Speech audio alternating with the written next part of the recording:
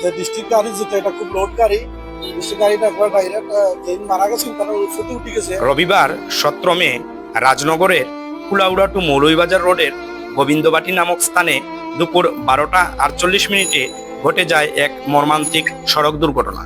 সেই দুর্ঘটনায় নিহত হন টেংরাবাজার ইউনিয়নের পাইকপাড়া গ্রামের মৃত সুশীল মালাকারের ছেলে শ্রীকান্ত মালাকার। কিভাবে ঘটেছিল সেই দুর্ঘটনা তা জানবো প্রত্যক্ষদর্শী রাজনগর থানা পুলিশ এবং রাজনগর ফায়ার সার্ভিসের মাধ্যমে। আমার নাম মোহাম্মদ আরজান মিয়া। তো আজকে রবিবার দুপুর 12:30 বা 40 আমাদের গোবিন্দবাটি এলাকার পেট্রোল পাম্পের সামনে একটা মর্মান্তিক অ্যাক্সিডেন্ট হয়েছে।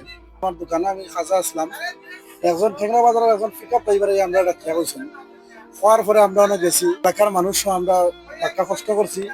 এর ফলে থানাত ফোন দিছি, ফায়ার সার্ভিসের আমরা ফোন দিছি।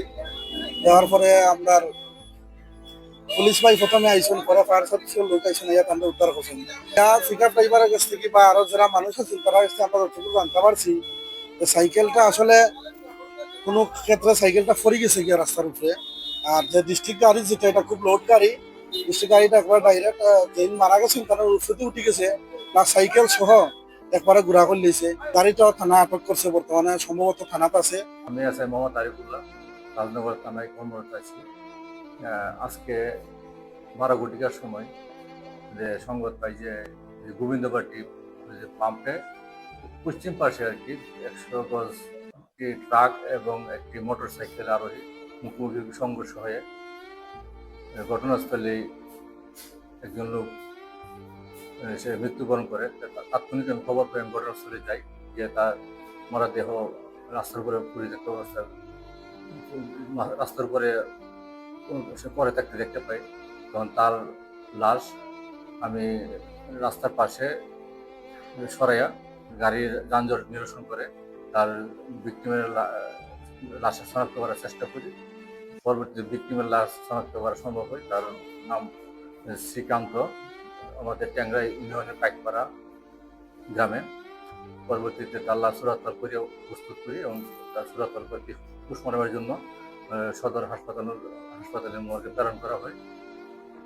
গাড়ি আটক আছে এবং তার বাদীর ভিক্টিমের আত্মীয়স্বজনের অভিযোগের প্রেক্ষিতে আইনগত ব্যবস্থা গ্রহণ করা হবে। আজ দুপুর 12:50 সময় আমরা গোবিন্দবাটি নামক স্থানে এই মৌলভীবাজার টু কুলাউড়া রোড এখানে একটা এই মুখোমুখি সংঘর্ষে একজন লোক আহত হয়। খবর পেয়ে আমরা Rajnagar fire service civil defence সাথে সাথে আমরা আগমন করি লোকটাকে উদ্ধার করার জন্য।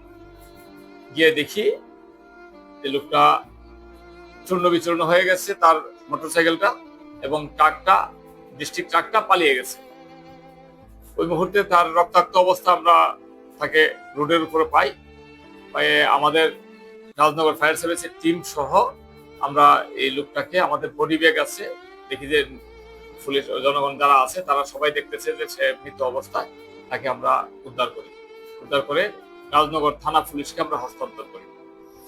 আসলে আমরা প্রত্যেকটা লোককে সবসময় বলবো যে যারা ট্রাফিক আইন মেনে চলার জন্য এবং যেখানে পাক আছে বা যেখানে ঝুঁকিপূর্ণ এলাকা আছে এইসব জায়গাতে অবশ্যই গতি নিয়ন্ত্রণ করে চলার জন্য।